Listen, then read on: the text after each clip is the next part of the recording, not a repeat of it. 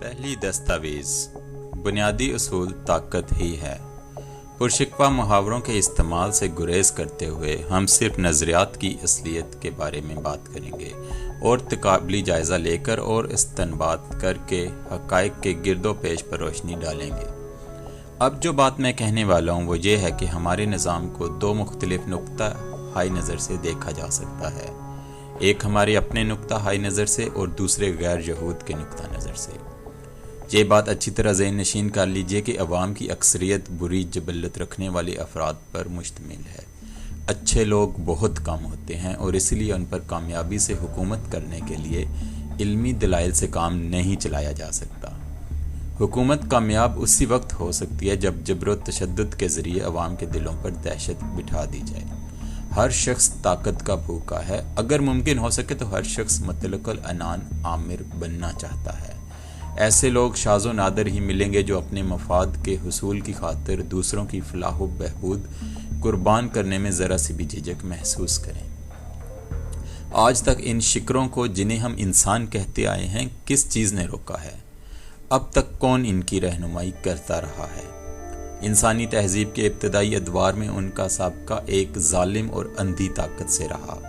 بعد کے ادوار میں اسے قانونی حکمرانی کا نام دے دیا گیا، لیکن طاقت وہیں کی وہیں رہی، صرف دوسرا پہنا دیا گیا۔ لیکن لہٰذا اس سے یہ نتیجہ اخذ کرتا ہوں کہ قانون قدرت کی رو سے حق طاقت میں مضمر ہے۔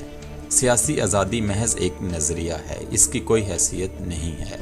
اسے حسب ضرورت مروجہ حکومت کی قوت کو کچلنے کے لیے عوام کو اپنی پارٹی کے جال میں پھانسنے کے لیے استعمال کیا جاتا ہے۔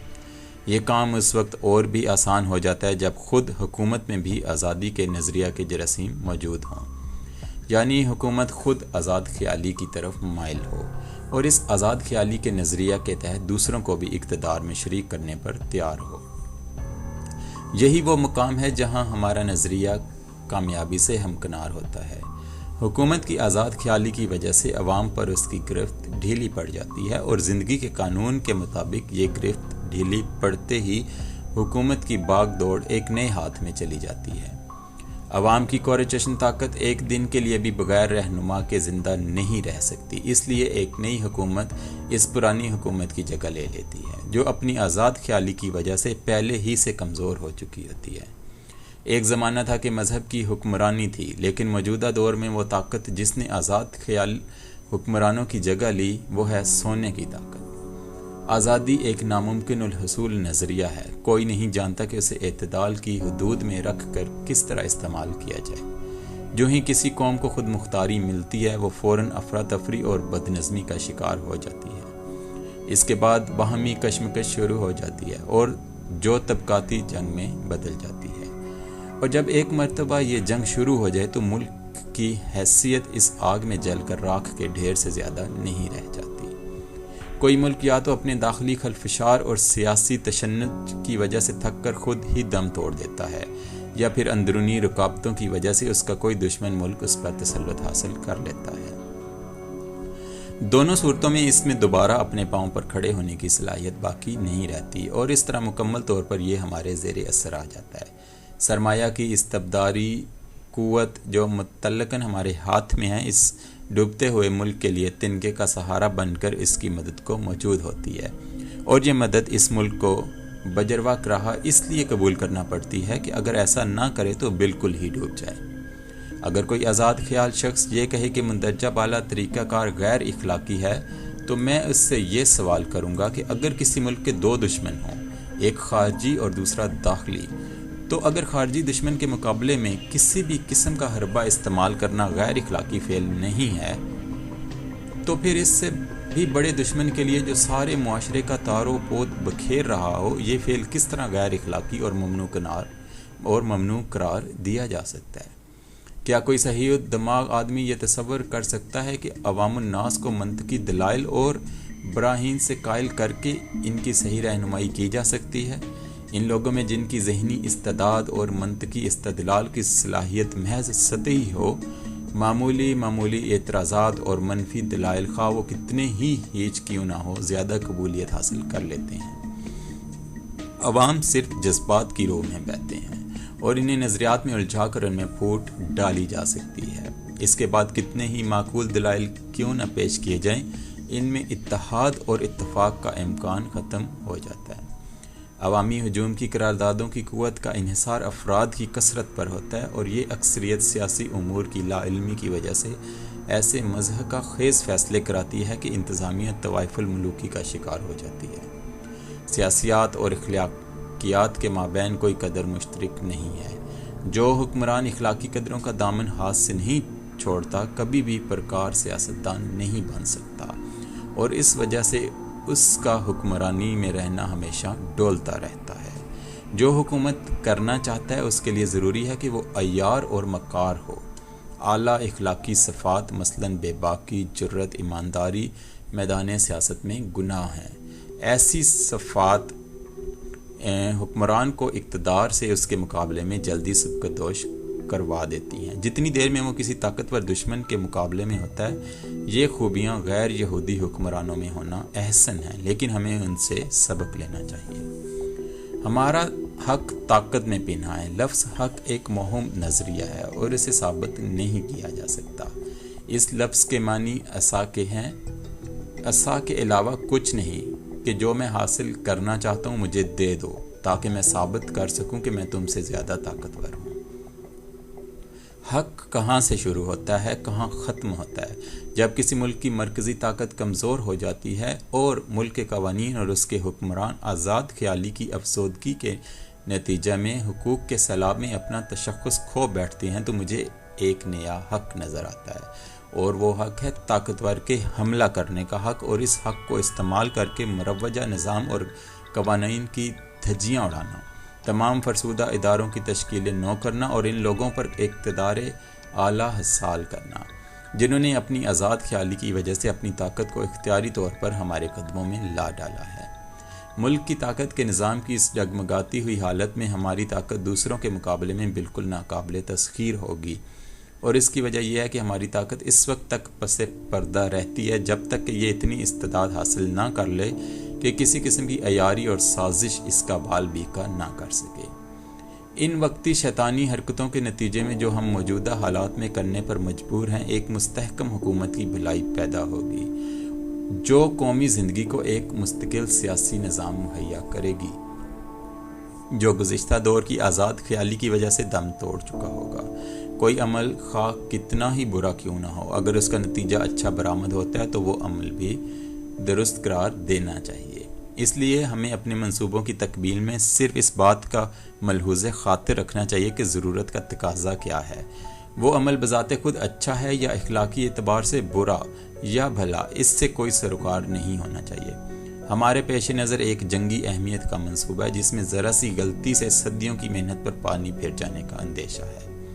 منصوبے کے عملی پہلوؤں کی تفصیلی وضاحت کرتے ہوئے یہ خیال رکھنا ضروری ہے کہ ہمیں عوام کی کمینہ خصلت، ان کی سہل انگاری، تلون مزاجی اور ان کی اپنی زندگی کے حالات اور اپنے نیک و بد کو سمجھنے کی صلاحیت کے فقدان سے پورا فائدہ اٹھانا ہے۔ ہمیں یہ بات خوب اچھی طرح ذہن نشین کر لینی ہے کہ عوام کی طاقت کور چشم بے شعور اور منطق سے عاری ہوتی ہے اور ہر وقت کسی اشارے کی منتظر، اسے جس سمت میں بھی چاہیں موڑا جا سکتا ہے۔ اگر کوئی نابینا کسی دوسرے نابینا کی قیادت میں چلتا ہے تو اس کے ساتھ خود بھی خندق میں گر جاتا ہے۔ اسی طرح عوام کی کور چشم اور ناعاقبت اندیش ہجوم میں سے جو افراد اوپر ابھر کر آتے ہیں، خواہ وہ کتنے ہی ذہین کیوں نہ ہوں، چونکہ ان میں سیاسی شعور اور ادراک نہیں ہوتا، وہ اپنے پیچھے چلنے والی پوری قوم کو لے ڈوبتے ہیں۔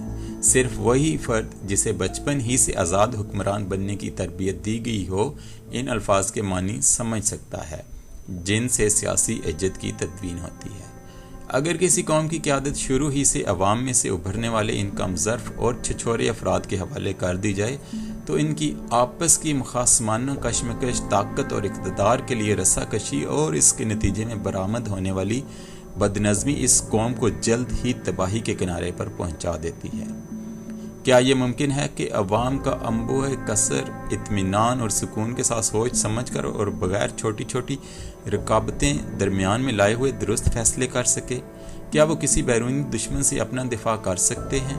کیا اس کا اندازہ کرنا مشکل ہے کہ اس منصوبے کا کیا حشر ہوگا جسے مختلف دماغ اپنے اپنے طریقے سے چلانے کی کوشش کر رہے ہوں؟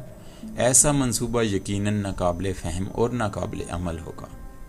یہ صرف ایک مطلق العنان حکمران کے لیے ہی ممکن ہے کہ وہ منصوبوں کو جامع اور واضح انداز میں ان کی جزیات کے ساتھ اس طرح روب عمل لائے کہ سیاسی نظام کے کل پرزوں میں اختیارات کی صحیح تقسیم ہو سکے۔ اس سے یہ لابدی نتیجہ نکلتا ہے کہ کسی ملک کے بہترین نظام حکومت صرف وہی ہو سکتا ہے جس میں طاقت کا ارتکاز ایک ذمہ دار فرد واحد کے ہاتھ میں ہو۔ مطلق العنان حکمرانی بغیر تہذیب وجود میں نہیں آ سکتی۔ تہذیب عوام الناس نہیں بناتے، اس کی تشکیل ان کا رہنما کرتا ہے، خواہ وہ رہنما کوئی بھی ہو۔ عوام وحشی ہیں اور جہاں بھی موقع ملتا ہے وہ اپنی اس خصلت کا اظہار کرنے سے نہیں چوکتے۔ جو ہی انہیں آواز ملتی ہے اس کے بعد فوراً ہی طوائف الملوکی شروع ہو جاتی ہے، جو بذات خود انتہائی درجے کی بربریت ہے۔ آپ نشے میں بدمست ان جانوروں کو دیکھتے ہیں، ان کا دماغ نشے کی وجہ سے مختل ہو جاتا ہے۔ ان کی آزادی نے انہیں بسیار نوشی کی اجازت دی ہے۔ ہمارا طریقہ یہ نہیں ہے اور ہمیں اس راہ پر نہیں چلنا چاہیے۔ غیر یہودی افراد شراب کے نشے میں اپنے حواس کھو بیٹھتے ہیں۔ ان کے نوجوان قدامت پرستی، فسق و فجور اور بدکاری کی وجہ سے غبی اور کند ذہن ہو چکے ہیں۔ ہم نے اپنے مخصوص گماشتوں کے ذریعے انہیں اس راہ پر لگایا ہے۔ یہ کام مدرسین کے ذریعے، اپنے کاسا لیسوں کے ذریعے، عمرہ کے گھروں میں کام کرنے والی خادماؤں کے ذریعے، مذہبی رہنما کے ذریعے اور اپنی لڑکیوں کو عیاشی کی ان اداؤں میں داخل کر کے جہاں غیر یہودیوں کی عام طور پر آمد و رفت ہے کروایا گیا ہے۔ مؤخر ذکر گروہ میں وہ خواتین بھی شامل ہیں جنہیں سبا کی پریاں کہا جاتا ہے۔ یہ خواتین بدکاری اور عیاشی میں دوسروں کی رضاکارانہ تقلید کرتی ہیں۔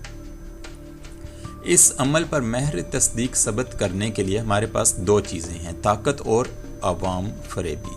سیاسی امور میں فتح صرف طاقت کی ہوتی ہے، بالخصوص ایسی صورت میں کہ یہ طاقت اس صلاحیت میں مضمر ہو جو کسی سیاست کار کے لیے ضروری ہوتی ہے۔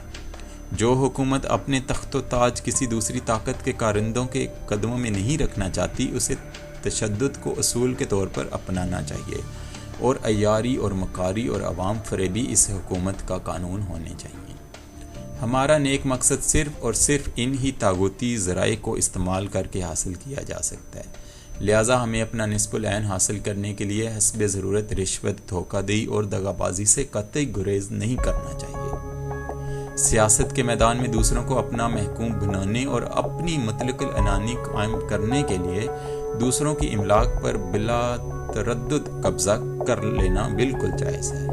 ہماری ریاست کو جو پرامن فتح کی راہ پر گامزن ہے، یہ حق حاصل ہے کہ جنگ کی ہولناکیوں کے بجائے سزائے موت کے وہ طریقے استعمال کرے جن سے غیر ضروری تشہیر کے بغیر زیادہ خاطر خواہ نتائج برآمد ہوں۔ اس طریقہ پر عمل کرنے سے عوام پر ایسی دہشت طاری ہوگی کہ وہ بے چوں چراں اطاعت کریں گے۔ انصاف کے مطابق فیصلے کرنا اور ان پر بے رحمانہ سختی سے عمل درآمد کرنا ریاست کی طاقت کا جزو اعظم ہے۔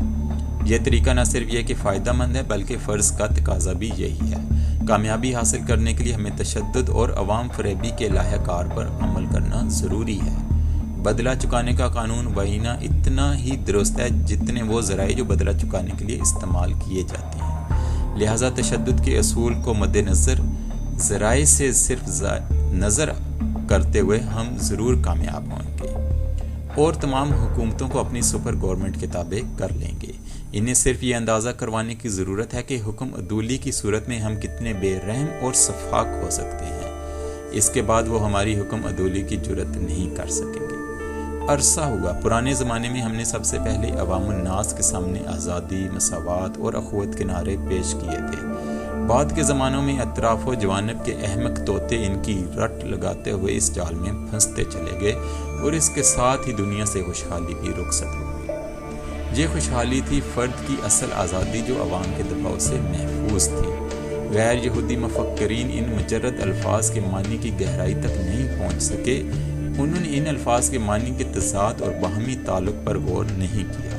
وہ یہ نہیں سمجھ سکے کہ مساوات اور آزادی نظام فطرت کے خلاف ہیں۔ قدرت نے انسان کو یکساں ذہن نہیں دیا، یکساں خصوصیات نہیں دیں۔ یکساں صلاحیتیں نہیں دیں۔ یہ اصول اتنا ہی ناقابل تبدیل ہے جتنا خود یہ اصول کے قانون قدرت سے انحراف ناممکن ہے۔ انہوں نے کبھی اس بات پر غور نہیں کیا کہ عوام کوڑے چشم ہوتے ہیں، اور اس لیے جو لوگ ان عوام میں سے منتخب ہو کر حکومت کرنے کے لیے آئیں گے وہ بھی رموز مملکت سے اتنے ہی نابلد ہوں گے جتنے کہ وہ عوام جنہوں نے انہیں منتخب کیا ہوگا۔ وہ یہ نہیں سمجھ سکے کہ رموز مملکت کا ایک ماہر خواہ وہ کتنا ہی بے وقوف کیوں نہ ہو پھر بھی حکومت کر سکتا ہے۔ اس کے برخلاف کوئی شخص کتنا ہی ذہین کیوں نہ ہو، اس میں اگر امور مملکت سمجھنے کی صلاحیت پیدا نہیں ہو سکتی تو ان تمام امور پر غیر یہود کی توجہ گئی ہی نہیں۔ اس کے باوجود اس تمام عرصے میں خاندانی حکومتیں ان ہی اصولوں پر چلتی رہیں۔ باپ نے بیٹے کو رموز مملکت اور حکمرانی کے سربستہ رازوں کا علم اس طرح منتقل کیا کہ سوائے افراد خاندان کے ان رموز سے کوئی دوسرا واقف نہ ہو سکا، اور نہ کسی نے اپنے محکوموں کو اس کے بارے میں کچھ بتایا۔ وقت گزرنے کے ساتھ ساتھ رموز مملکت کے علم کا اس طرح منتقل ہونے کا سلسلہ کمزور پڑتا گیا اور رفتہ رفتہ ختم ہو گیا۔ اس کے ختم ہونے سے ہمارے مقاصد کے حصول میں بڑی تقویت ملی۔ ہمارے بھولے اور ناسمجھ گماشتوں کی وجہ سے جو ہم نے غیر یہودی معاشرے میں پیدا کر دیے تھے، آزادی، مساوات اور اخوت کے الفاظ کے جھنڈے تلے آنے لگے، اور رفتہ رفتہ یہ الفاظ غیر یہودی کی خوشحالی کو گھن کی طرح چاٹ گئے۔ امن و استحکام رخصت ہوا اور غیر یہودی سلطنتوں کی بنیادیں ہل گئیں، جیسا کہ بعد کے صفحات سے معلوم ہوگا کہ اس عمل نے ہمیں کامیابی سے ہمکنار کرنے میں کافی مدد کی، اور منجملہ دوسرے فائدوں کے ہمیں اس چاہ کلیدی حاصل ہو گئی، یعنی مراعات یافتہ طبقے کا خاتمہ، دوسرے الفاظ میں غیر یہودی کی اشرافیہ جو ہمارے مقابلے میں عوام اور حکومتوں کا واحد دفعہ تھی، اس کا وجود مٹ گیا۔ اس قدرتی نسبی اشرافیہ کے کھنڈروں پر ہم نے اپنی تعلیم یافتہ اشرافیہ قائم کی، جس کی سرخیل دولت مندوں کی اشرافیہ ہے۔ اس اشرافیہ میں شمولیت کی جو شرط ہم نے رکھی ہے وہ ہے دولت، جس کے حصول کے لیے وہ ہمارے محتاج ہیں۔ اس اشرافیہ میں شمولیت کی دوسری شرط اسرار و رموز کا علم ہے، جس کی قوت محرکہ صرف ہمارے دانا بزرگ ہی مہیا کر سکتے ہیں۔ اتنی آسانی سے ہمارے کامیاب ہونے کی وجہ یہ ہے کہ ہم جن افراد کو اپنی مطلب برادری کے لیے استعمال کرنا چاہتے ہیں تو ان سے تعلقات استوار کرنے میں ان کے ذہن کے حساس ترین تاروں کو چھیڑتے ہیں۔ مالدار ہونے کی خواہش، عاشق مزاجی، لامتناہی مادی خواہشات، ان میں سے ہر ایک انسانی کمزوری انفرادی طور پر ان کی اختراعی قوتیں مفلوج کر دینے کے لیے کافی ہیں۔ انسان اپنی قوت ارادی اس کے حوالے کر دیتا ہے جو اسے یہ چیزیں مہیا کرتا ہے۔ لہٰذا آزادی کے تجرد نے ہمیں ساری دنیا کے عوام کو یہ باور کرانے کے لیے قابل بنا دیا کہ اصل میں ملک کے حقیقی مالک وہ خود ہیں، اور ان کی حکومت کی حیثیت ملک کے عوام کے داروغہ سے زیادہ کچھ بھی نہیں، اور اس داروغہ کو اپنے پرانے داستانے کی طرح جب جی چاہے اتار کر پھینکا جا سکتا ہے۔ اپنے نمائندوں کی تبدیلی کے امکان ہی نے ہمارا دست نگر بنا دیا ہے، اور اس طرح ہمیں ان کا تقرر کرنے کی صلاحیت مہیا